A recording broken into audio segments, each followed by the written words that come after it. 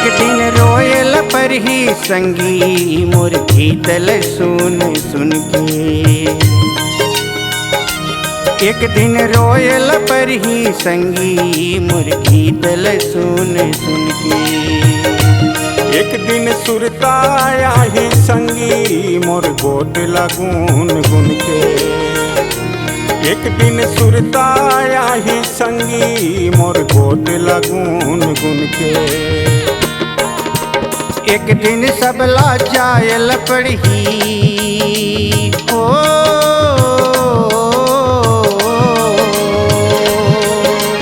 एक दिन सबला जायल पड़ी दोनों आँखी मुंद की।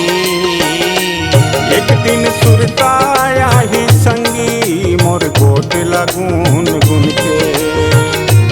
एक दिन रोयल पर ही संगी मोर गीतल सुन सुन के।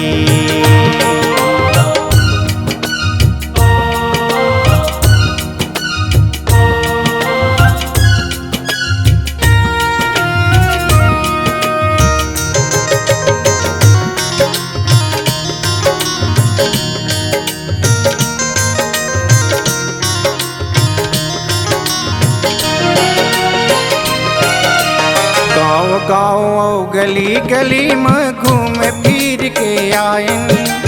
गीत संगीत में बैठ के संगी जिंदगी अपन बितायन। गाँव गाँव गली गली में घूम फिर के आयन।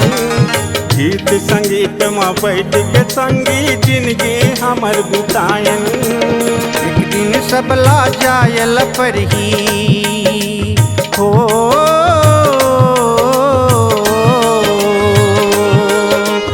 एक दिन सबला जायल पर ही दोनों आँखी मुंद की। एक दिन सुरताया ही संगी मोर गोट लगून गुन के। एक दिन रोयल पर ही संगी मोर गीतल सुन सुन के।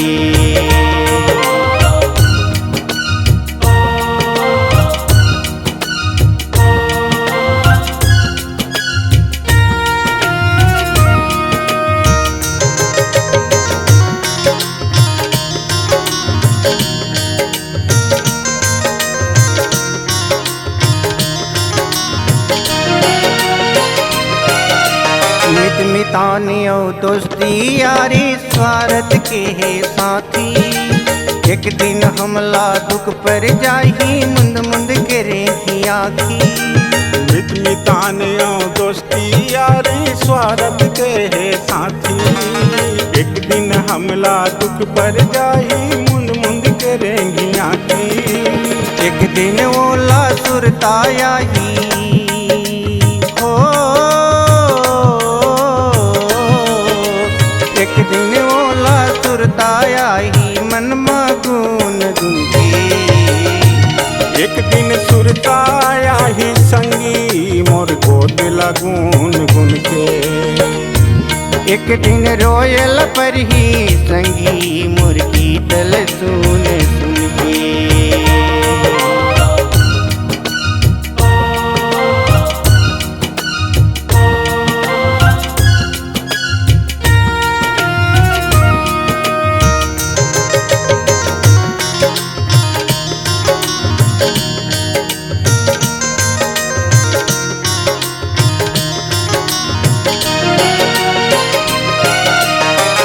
ददायो घर के नारी जीव के रहतला साथी।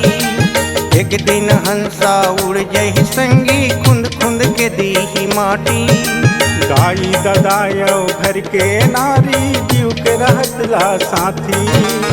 एक दिन हंसा उड़ जही संगी खुंद खुंद के दी माटी।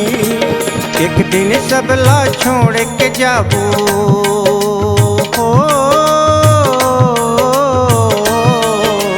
एक दिन सबला छोड़ के जाबो मैं बिरतला तुर की।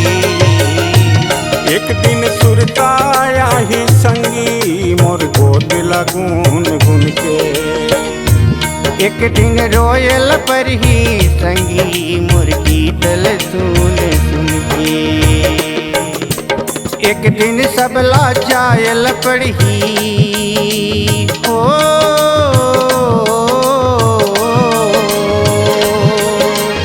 एक दिन सबला जायल पढ़ी दोनों आँखी मुंद की। एक दिन सुरताया ही संगी मोर गोट लगून गुन के।